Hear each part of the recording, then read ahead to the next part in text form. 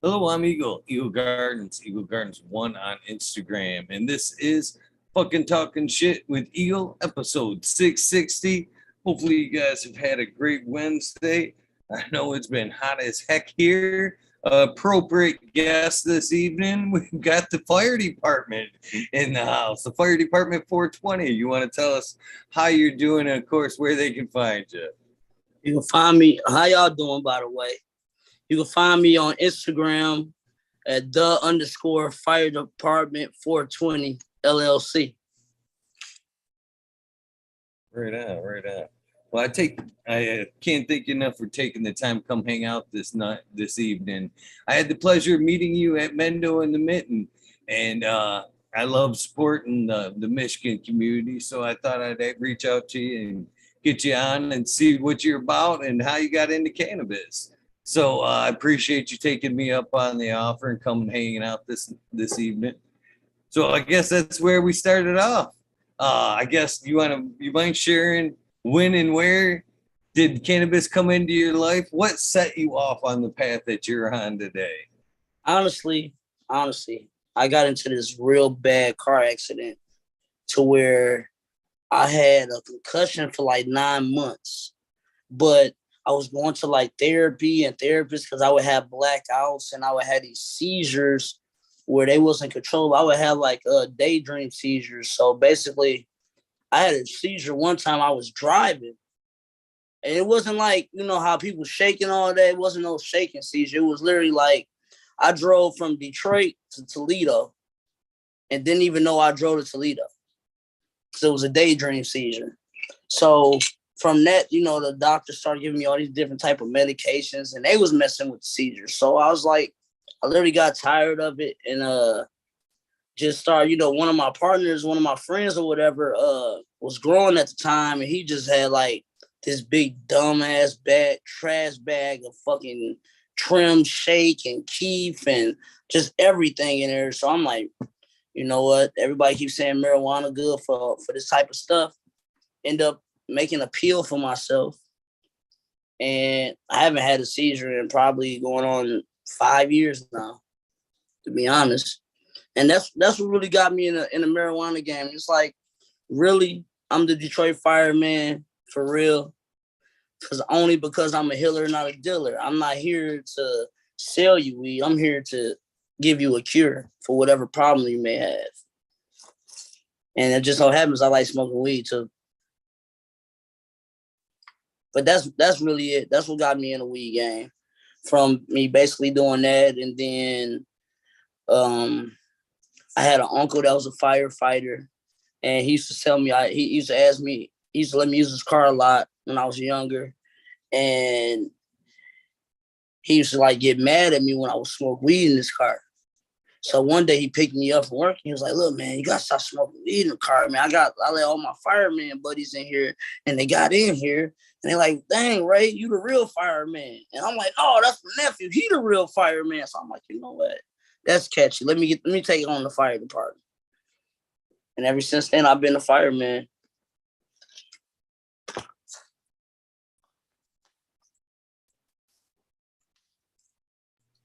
Definitely a catchy name, that's for sure. And kind of a powerful start. You know what I mean? I'm a big advocate for the medical side of cannabis. Man, I am just literally looking like a sprinkler over here. And air conditioning on 60. None up here. None up here in Michigan, northern Michigan. Beat it when we get this heat because we get so much snow and cold. It's a blessing to sweat.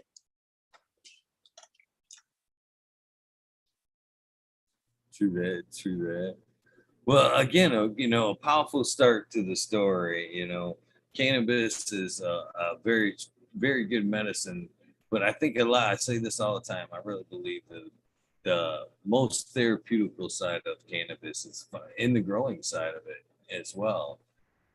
That's where I found a lot of them. Go ahead. I'm sorry. I apologize, but I can't grow weed for real anymore. I'm allergic to weed, so I can smoke it and I can eat it, and I can even do topicals. But when it comes to like, even when I'm making my keef and stuff like that, I'm like wearing a mask and long sleeves and gloves because it had me itching like crazy. And sometimes it itched through the clothes.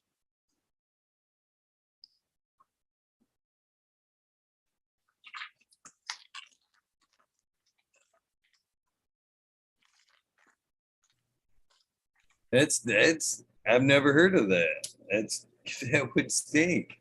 To be honest with you, one of your favorite things in your medicine to be somewhat allergic to. So have you always been allergic to it like that, or did it kind of come on with the excess use of cannabis? Do you know what I mean? More using it. See, I don't actually. Okay, so I was at Belle Isle one day, and I was laying in the grass with some friends, and I got the itching. And it never really occurred to me that weed bothered me because I wasn't yet making stuff yet. I wasn't even a fireman yet. I was just and I got the itch and that rushed me to the hospital. So after that, it was like I started making stuff with weed, and every time I make it, I just break out in the hives, like basically like a grass and pollen reaction type of deal. Like I've even had a time with my girl. I was in my girl house working, and I fell into a pile of trim, and I didn't have a shirt on, and she had to come hit me with an EpiPen. It went that bad.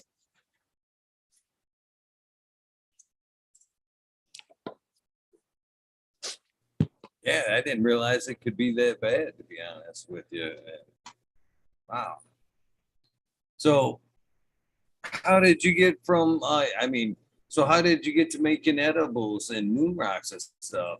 And I mean, So by the way, those aren't moon rocks. That what I seen in that jar, like I said that day, were moon boulders. man, those are meteors. Those aren't rocks, man. Those are meteors.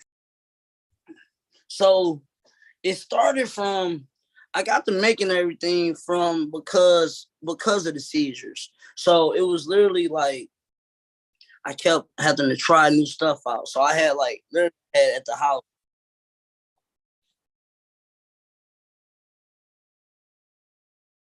Wait, can you hold on 1 second for me?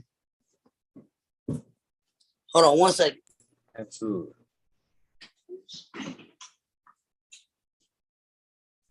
Choose everybody in chat, martial artists, Ultrich 25, Thunder Dance, Smiley's Gardens, Big Jar Grows, Arthro Sense of Me, cheers. Good to see you guys in chat. SoCal, Eddie Alvarez. How you guys doing? Hopefully you guys had a good Wednesday. Stayed nice and cool. DGC Weed Nerd, how you doing? Brett Anderson, nice to see you. Lower Camp, cheers. Hopefully you guys are seeing much cooler than I am. Wow, I didn't think it'd be this hot this evening with all the equipment down at that. I'm smoking some, I'm guessing what it says is blueberry or blackberry. I'm going to go with blackberry headband. Blackberry killer. Tastes pretty good. I picked it up there. Somebody gifted it to me up there from the event there last weekend. Word. Pretty tasty so far. I got some apple pineapple or something like that from the guy across from me. I think his name was like Dog something. But that was good. That was delicious. And that's enough. I love supporting all cannabis people. Like I don't care if you from Detroit, you could be from Chattanooga, Tennessee. If he's somewhere in the backwoods growing, I'm gonna support him. Cause that's what it really about. It's like they be wanting us to be in competition with each other, but what for? Like everybody can literally get together and help everybody create the most best strain ever, and Michigan be on the map on a whole nother level. Or everywhere could be on the map. The United States could be on the map together. You know what I mean? I completely agree. I completely agree. I love these events like Mendo and the Michigan and a lot of these coming up summer events, man. They're the last hurrah that us caregivers have. You know what I mean? The Yeah. craft people, the people that are really passionate about the stuff they do. You know, recreational is quickly trying to drive us out, and the It, cannabis community is in these events like you're talking about. They're some of the greatest people I've ever met. it's like they're trying to take the mom and pop out the business.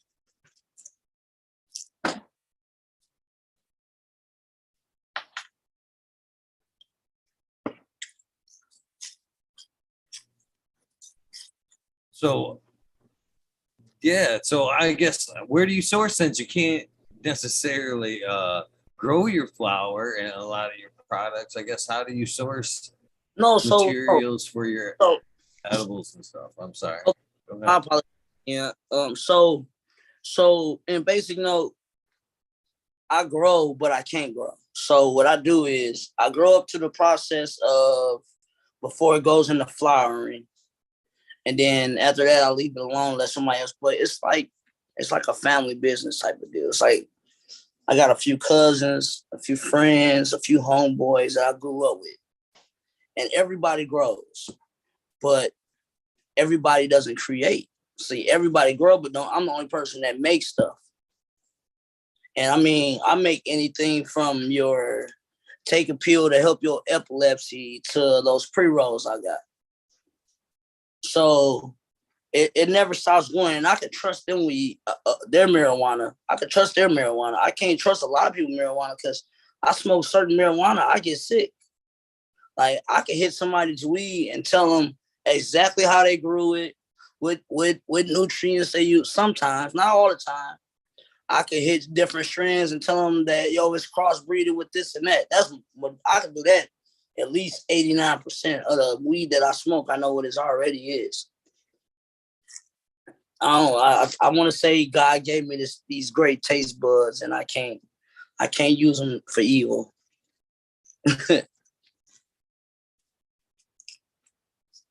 But yeah, so that's how I basically make everything. I have cousins and a lot of people that grow, and then I have other family members that continue my growth for me. So it's really just like a whole family of us that eats off the marijuana. I'm just the only one that wanted to go far as forward as making myself a company and blah blah. They just want to grow their 12 plants and have it for them to smoke.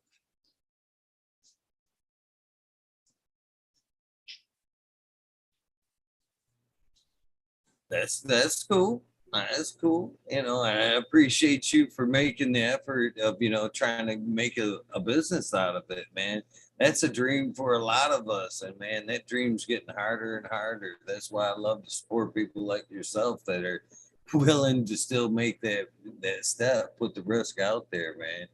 So cheers to you and all the people out there at these festivals and stuff trying to keep the cannabis dream alive, to be honest with you. I mean, it's for the people. What I understand is why. So, do you source? I mean, Go ahead. You said what you were saying?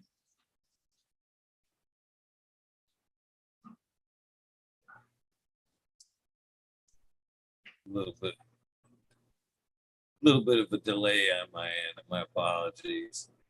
I was gonna ask, you know, so do you actually make the oils and stuff yourself as a starting point for the oils and stuff like that? I make a lot of my oils myself. The only thing I don't make is my diamonds. I don't make my diamonds to the first part. Like they give them to me. Like I have a close friend. He makes all my diamonds for me out of my material and his material.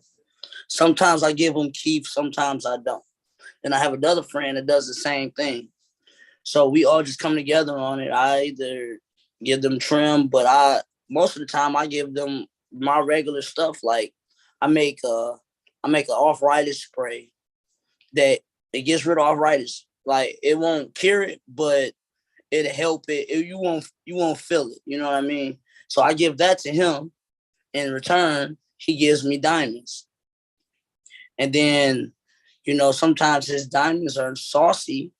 So I know the process of turning the sauce into diamonds. So I do the last process and I get it going like that.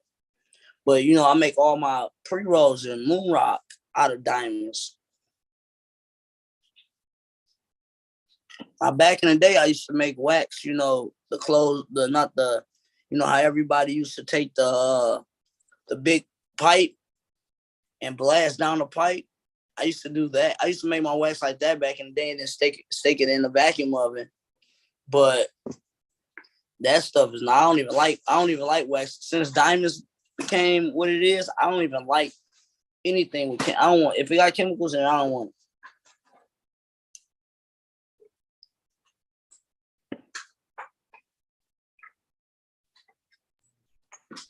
So I guess is there a certain strain or cultivar that you prefer to work with that works better than others, or is it you just kind of mix it all together and then kind of go from there? More of a full spectrum approach, I guess. It's more mix it all in together for me. Now, sativas are better at most times with making a lot of stuff because the yield is better on things, but sativa against somebody with ain't bad anxiety is horrible. And sativa and anxiety don't mix at all. So a lot of stuff would be indica, but it'd be a lot of mixtures and stuff. Sometimes like I said, I got a lot of people that do different grows. Like I have one of the homies, he only grow indica. So it's perfect because I can just go get indica from all his indica trim, everything. Then I got another friend that just grows sativa. I can go get all of that. Even though it's technically no real indicas or straight sativas anymore anyway.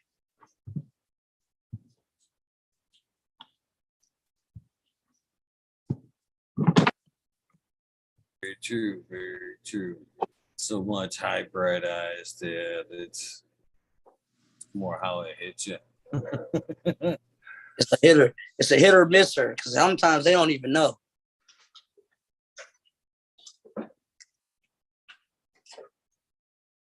It's getting tougher and tougher as a lot of the breeders out there just want to breed hype times hype to get some of their packs out there. They just count on people looking at that label and going, there's cookies in it. Well, I gotta have that. I gotta have that. So I think, yeah, it's getting worse and worse as the people try to make money off of breeding and stuff like that, I think. I mean, Monopoly at the end of the Monopoly board, it's only 2 properties left, and you can only put 4 houses on it. So that's what they own. In a minute, the weed that we used to know, we're not gonna even know it anymore.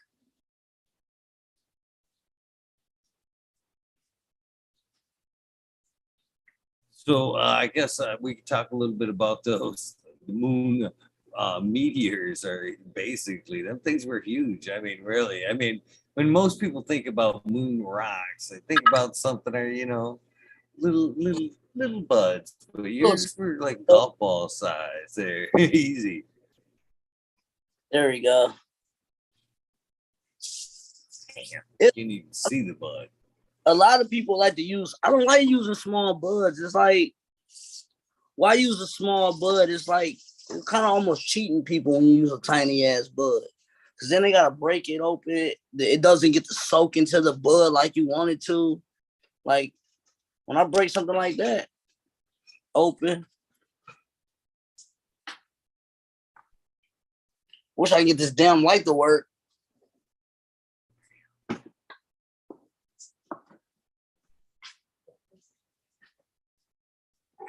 Things are pretty impressive, especially for sand.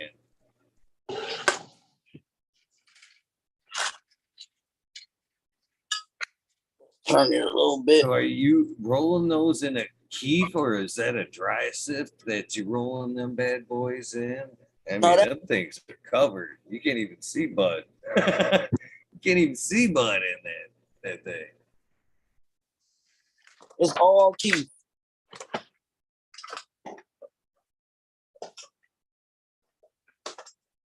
So yeah.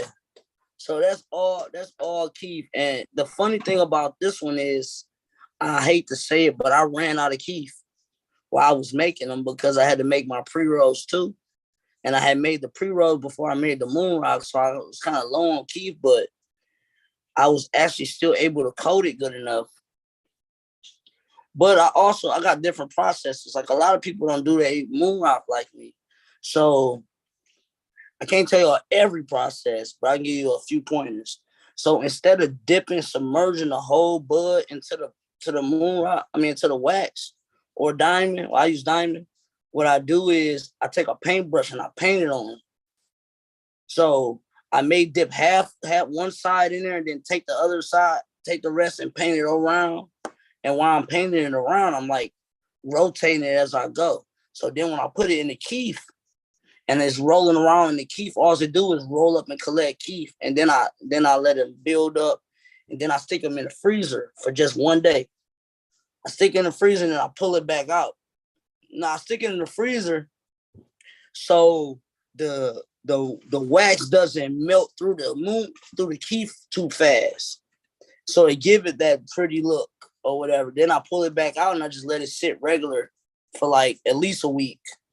And then I sell it to people. I really don't sell it to people when I first make it because I don't feel like it's a finish. If anybody mess with marijuana, they know you burped it last week, your next burp is gonna be stronger. Or you let it sit, you grew it and it's done, but it still ain't it's not strong as it could be yet until like 2 weeks later, even though it's ready to smoke.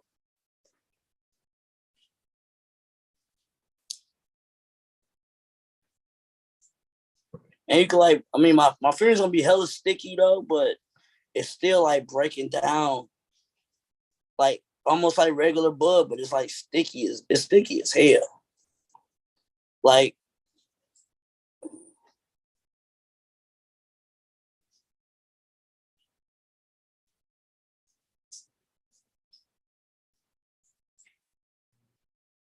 So do you mix again, I guess kind of a mixed bag of moon rocks, or are they single source as far as the cultivar when you're putting them out there? you mean like far as strength?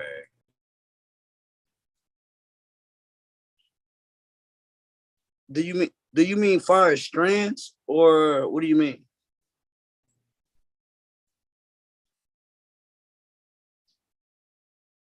Yeah, strains, basically all the same flavor nugs there, or So sometimes I do a lot of mixtures because I like different type of bud. When I came up there, I mostly ran with the Tahoe OG because I'm a big OG fan. Like I don't understand why it's not more OG out here, but I'm a super big OG fan, so I made a lot of it out the OG. But majority of the time, I try to stick to a lot of purple weed. And honestly, people don't like cookie anymore, but cookie is like excellent marijuana to make moon rock out of because if you grow it right and you trim it right, it's like the most smoothest buds ever.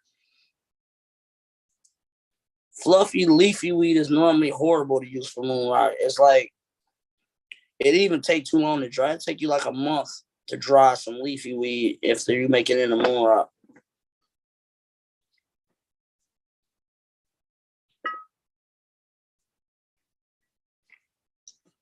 But my absolute favorite is to go purple. I love to go purple so on what's it.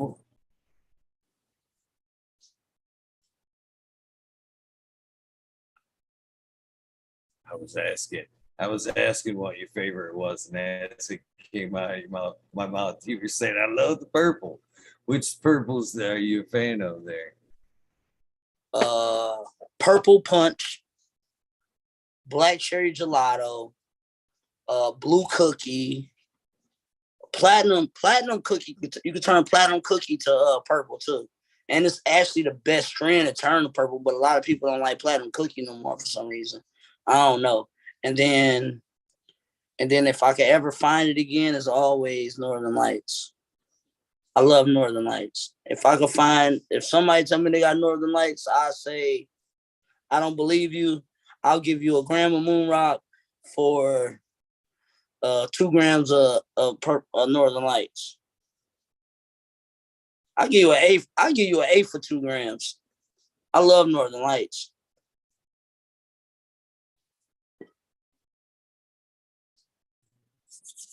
Definitely good strain. Definitely a good strain for sure. So, what is it in particular that you like about the perps, man? Because I'm one of those. I talk about it a lot, man. They don't necessarily hit me as hard as a lot of other things do. It's super flavorful, tasty, but they don't necessarily have that really couch lock or knock you on your ass effect. But that's just me. That's the beauty of cannabis. You know what I mean? Right. What draws you in with it? Is the color, the flavor, All, the buzz. it's all of that. Okay. For one, it's the color. So when you just eat, I don't give a damn what you make out of purple weed. It's always gonna look beautiful. Like I can take and make pre-rolls, and on the pre-rolls, it's just sparkle. But what I really love about purple is I could be say, don't quote me on this. We technically, since they legalized weed, we're not supposed to smoke and drive, but I don't understand why they don't want us to smoke and drive. It's not liquor. I ain't never seen nobody high and crash into a building. I seen somebody drunk and crash into a building. But it's like, say I got a full day and I'm just moving around all day. I smoke some purple weed, and an hour later, I can still taste it. I can still taste it on my mouth, on my tongue, to the point where I need to roll up again because I want to smoke it again because it tastes so delicious. It's just so delicious tasting. Normally, no, it's not that strong, but it's always delicious. Unless somebody burped the wrong weed, like I've seen people burp. I mean, not burp. I seen people stress out strands Purple Kenny is my favorite too. But you don't see no more purple. OG, Alien OG. But like certain strands should never be purple. Like, what's it? Like one saying that the best tasting purple weed as a purple weed because it's already so spicy. And then I've seen people try to make glue, turn Gorilla Glue like number 2 into purple weed. It don't come out very good. It like take a special person to make purple weed.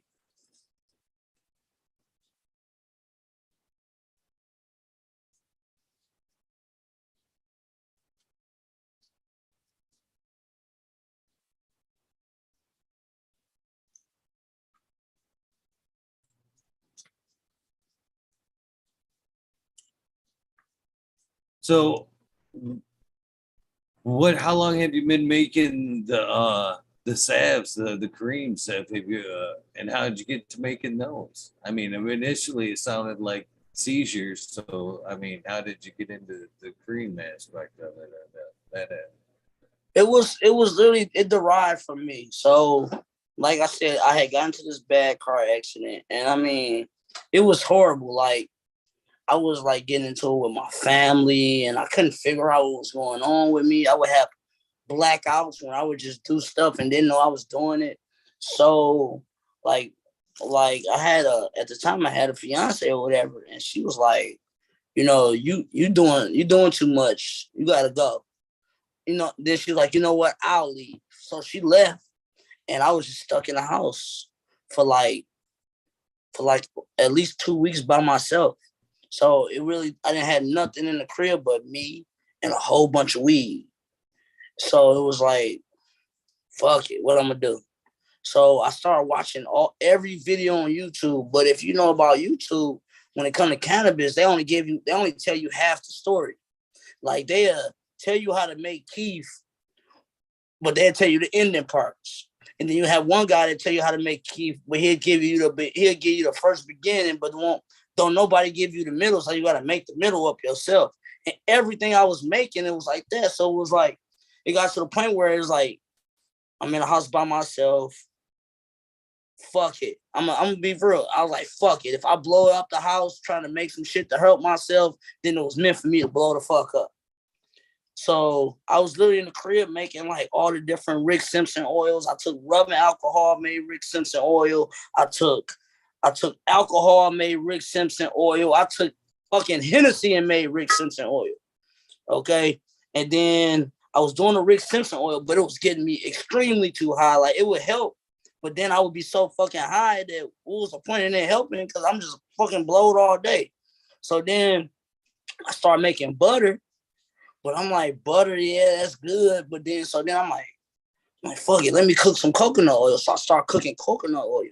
Then I researched some other shit. So I ended up mixing a couple of different vitamins with it and made the coconut oil. So I started buying gel capsules. I was buying gel capsules. And literally I would just take, like every 2 weeks, I just take a pill.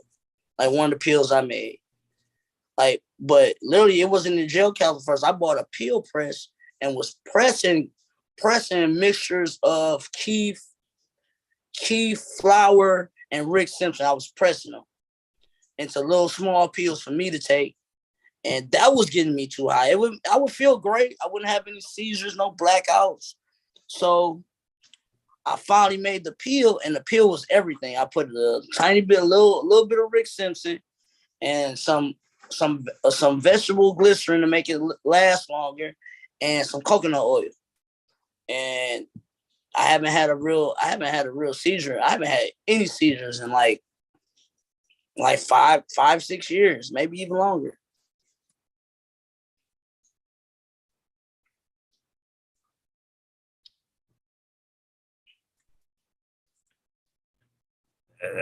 That's incredible. Seizures are horrible, man. Anybody that's seen one, It's horrible.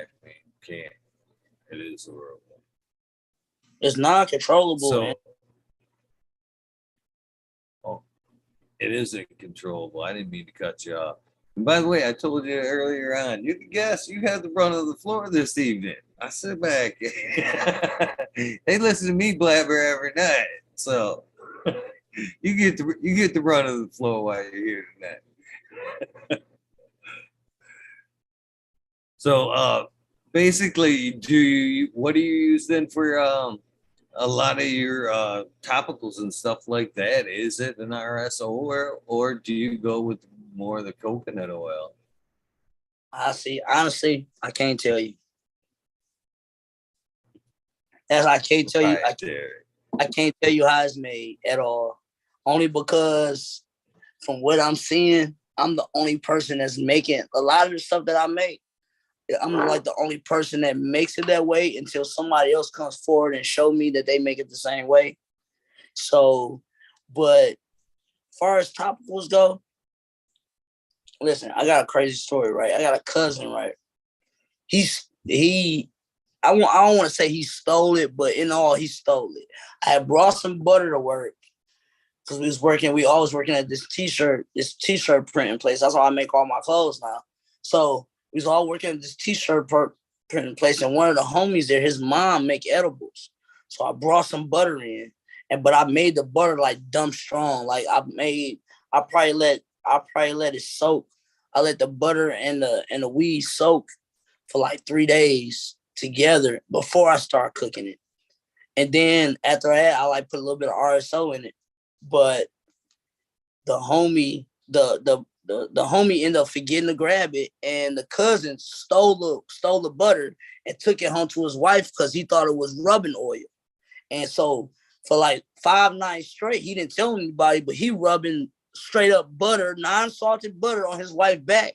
But she's saying it's beautiful, it works, it's awesome. So when we end up bringing it up, I'm like, hey man, you see that butter and everything? He's like, yeah, I took it to my girl. Y'all left it. I'm like, we didn't leave it. He was supposed to come get it. I'm like, bro, that was butter. I'm like, how the hell are you rubbing fucking almost like rubbing lard on your wife's back? Like, what the hell is going on? He like, man, I don't know what you put in there, but it works. Whatever it is, it works. So I got several different topicals. I have a shea butter. I have the coconut oil. I have like a Bengay cream, like where I actually took Bengay and infused it with marijuana so it has that icy hot feeling. I have a spray that it, like I said before, it stops any pain. Any pain you have, it stops. Like, as a matter of fact, I don't do any governmental drugs. If the closest I come to a drug from the government that the government makes is albuterol or amoxicillin. Them the only two they can get me to take. So I'm basically always self-medicated all the time.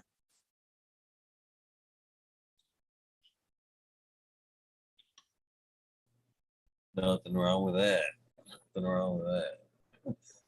I'm pretty much the same way, man. I'm not a big fan of pharma or doctors, to be honest with you. So if I can find an herb, a vitamin, something, a natural source, I'm right there with you. I'd rather go that route. Yeah. I mean, that's the best route to go, really. It's from the earth, man. Even listen, I got this story.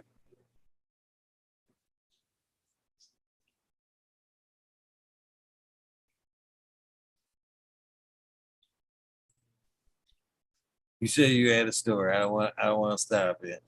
I don't want to sound horrible telling this story though, but look. So weed goes back as far as we can remember. Like, even when the man was created, they created weed too. Like, weed was created. It was all there. It's from the get-go, from even if you go through the Bible and read different stories, weed was there. So I got this little thing I'll be telling, like, even my pastor, he cussed me out about it, but it's really true though. So the best marijuana grows at the top of the mountain, right? So at any top of every mountain, anybody, even in Humboldt County, they grow all their weed at the top of the mountains because the weather up there is just awesome for growing, especially sprouting purple weed and all types of stuff. So in the Bible, you got Moses, he went to Noah. Noah went to the top of the mountain and talked to God in a vision of a burning bush. How many bushes you know burning?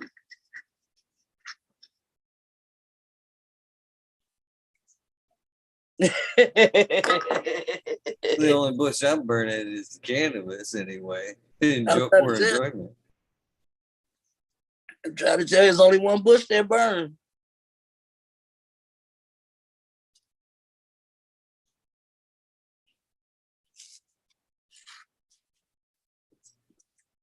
Enjoy this bush too. I love this bush.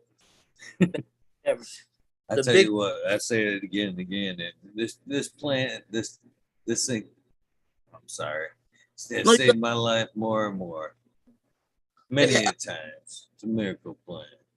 I promise it has. It done got me out of stuff that I didn't even think we can get you out of.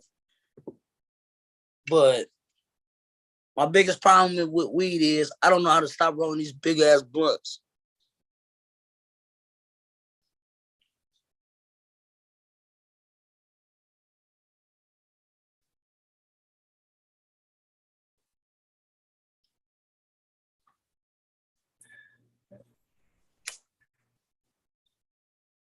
That's a good thing, brother.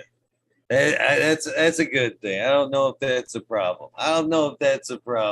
But it's definitely that's a nice size blunt there for sure. Did you see the one? When you on your IG there, that whole zip blunt, that thing's huge. That business. I think I smoked it with every vendor at the place, even the cooks.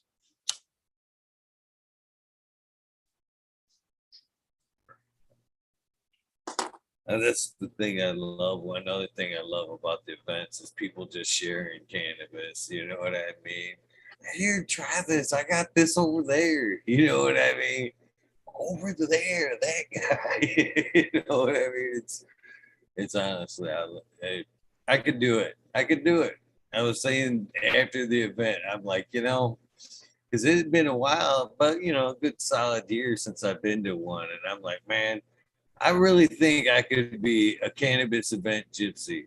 Just travel from state to state, from event to event, and just suck in all the good cannabis community and the people doing it. And just go from meeting people, kind of like you, going from booth to booth, meeting good folks and having a good conversation. And yeah, I think that would be awesome. I really do. Awesome, bro. If they go international with this, I'm definitely gonna do a tour. I'm with doing a tour. That'd be like the dopest thing ever. And the best thing about it is, if you ever notice, people throw parties with alcohol. Those motherfuckers fight. I've never seen anybody fight at a cannabis event. Never seen it not one time. People don't even argue. If you don't like what somebody's selling, they don't like their price, most people just move on to the next one. They don't even they be like, all right, well, your flower was great, but I can't agree with the price, and they'll move on to the next person. It's like you might come across pettiness every once in a while, but it never be nothing enough to fist a cuff with people, because it's marijuana, it's the most peaceful drug ever. I agree.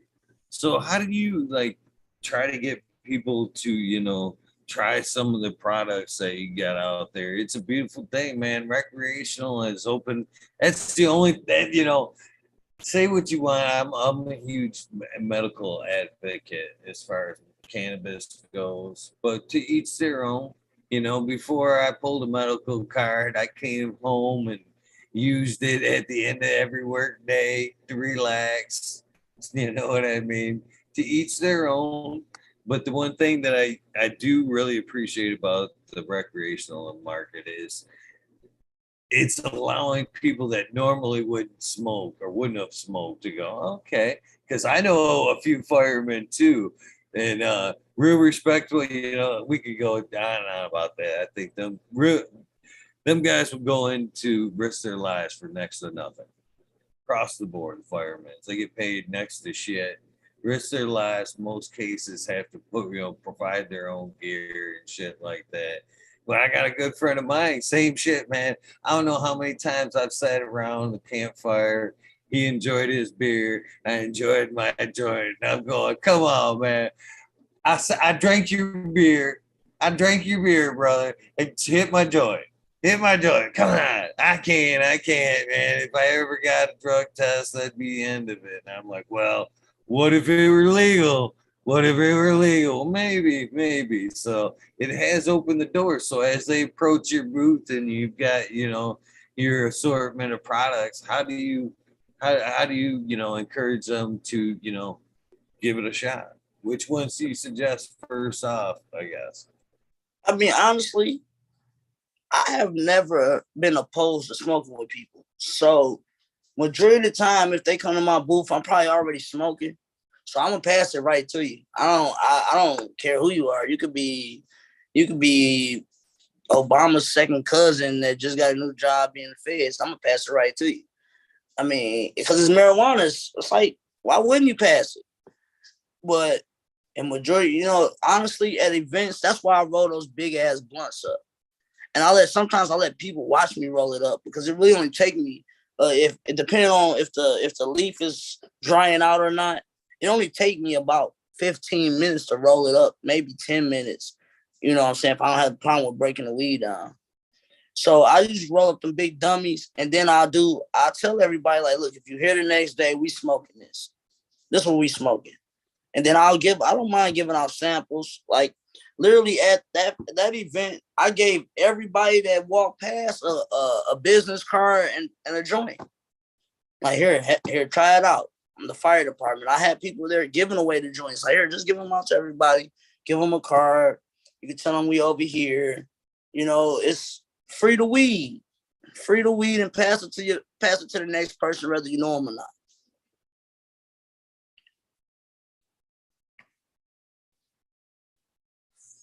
Well, I think that they can know that to be true. A lot of these people, while I walked around that event that day, are in chat, you know what I mean, and did, virtually receive that kind of hospitality. I remember first saying when I walked up to your booth, you indeed had a big old fucking blunt in your hand and it was willing to talk to me, no problem. Everything you just said without no exaggeration. But see, And that goes for me being a regular guy, though. See, you could tell the difference between me being a regular guy trying to make my business something and the big corporations there trying to just sell weed to people. Like, I can't trust a corporation trying to sell weed to me because 10 to 1, they don't even smoke their weed, you know? So how do they know what they even got? How do you know that your weed is your cannabis is the most fierce if you don't even try it out yourself? I can't respect a grower that don't smoke weed. If you don't smoke weed and you grow weed, I don't want to smoke your weed. You don't even smoke it. How can I trust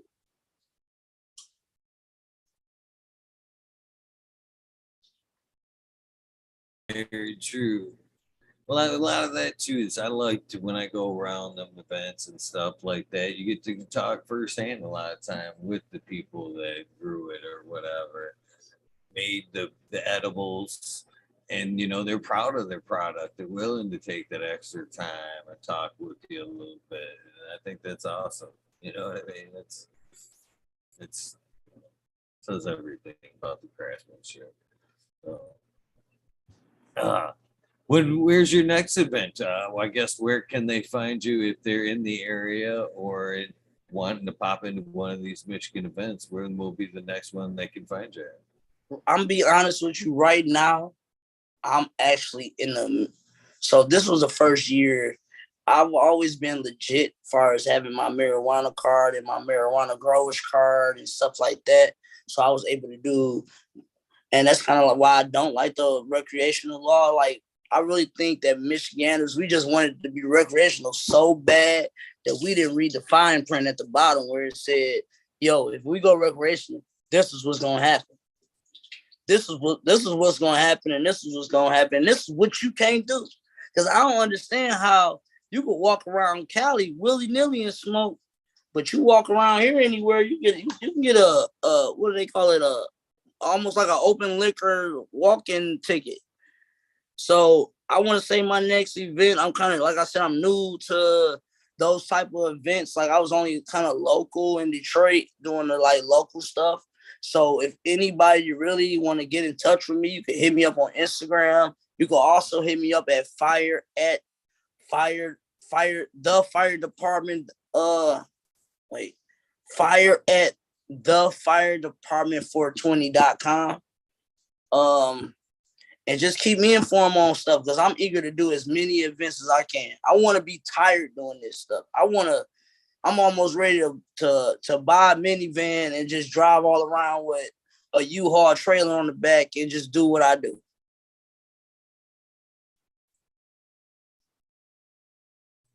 Right on, right on. It is that time of year too, man. So many great events, man. And I plan to hit as many of them as I can. So I definitely enjoyed the Bendo and the Mitten event there. That's I was talking to another vendor about like which ones, you know what I mean? How do you have the faith in some of these events when they're the first time and not everyone's a great experience, you know what I mean? So it's hard to load up the truck and hit an event because, like I said, some of them are kind of hit and miss. So how do you put, faith into this is the one I'm coming back to next year? And you know what I mean? Do you base that on just like good people putting that on the event, or kind of the crowd, or you know what I mean? How do you would you put faith into where you're gonna put your time in? Well, honestly, right now, everything is a learning experience for me.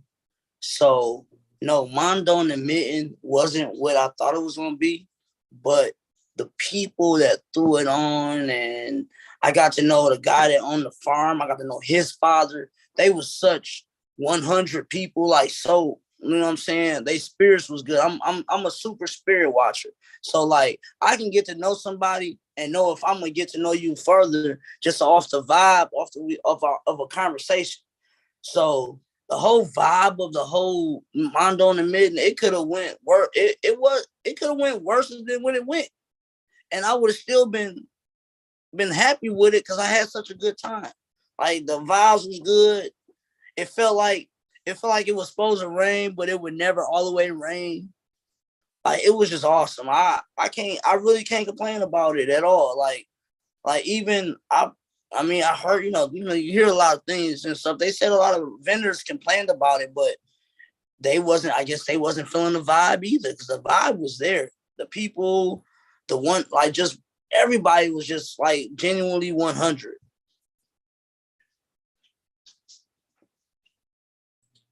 Like I said, I got the same feeling. I got the same feeling, to be honest with you. And you know what I mean? They got to start somewhere, sometime. You know what I mean? They got to put your faith in someone. I think that's an event, another. I would probably, without a doubt, I'd go back down there again, hang out. It was a good time, good people. I greatly have said about this several times. Not only I, but a few other people, when we pulled up, that's how we found the place, with this blue guy, the guy in the cloud suit, standing out at the road dancing. That cat was committed all weekend long. I don't think, smiling. I think at one point maybe I seen him take a step or two until like he seen me, and then he was back into it. But man, that cat totally helped set the whole vibe of, like, you know what I mean? It was good time. He definitely set the vibes. I didn't even know he was standing out there. That's dope. And low key, I think he has a mobile home that he rents the property out there, or he lives near there, and he always come there for the events. Like I got to really know a lot of people. Like I met a guy that built tractors, that showed me his tractors, him, and then he pulled one out one day. He pulled it out and showed it to me. I'm like, the people that was just 100, like the vibes was there. Like maybe the promotion, like maybe like if I told everybody that I was going, that messed with me. So maybe the vendors need to, like, come together and promote their brand and let people know, like, yo, this is where we gonna be at. Because more people posting the same stuff, all people want to do is just come. I'm willing to bet the same vendors that kind of complained about the event are the same. See, there's when I did my table in as a caregiver back when we could, do that a little bit. You could backpack at the local social club and do your thing. And there was people like me and yourself that didn't mind talking with the people that come up to your booth. This is what I had. This is why, this is who's growing it, how I grow it, whatever. Whole same spiel. Here, take a little chunk. Go sit down, smoke it. You like it, come back. And then there's guys that were sitting at the end of their booth, pacing, and would never let people like look at their jars, touch it. It was either, buy some or get away from the table. And I got a feeling, them were the same vendors, pacing, looking at their watch the whole time, like, this is too slow. I gotta get the fuck out of here. I'm willing to bet that was the same person, same type of people, you know what I mean, that were complaining about, you know what I mean. And those are the companies that we kind of want to, like, you know what I mean? Like the same thing we were just talking about. It's the moms and pops, and it's the in it's the win it's. I call that the industry and the community. The industries, the ones that, like you said, don't smoke the flower, just invested in it. It's all about what they can get out of it. It's every last drop of blood out of the plant. And then there's people that in the community that just love the people in there, love the plant, and know it for as a healing medicine. So yeah, that's the two, in my opinion. There's the industry and the community. Yeah. So, my friend, you said we had a time limit of an hour. We've kind of reached that limit. Are we cool? You want to march on, or we got to go? What time is it?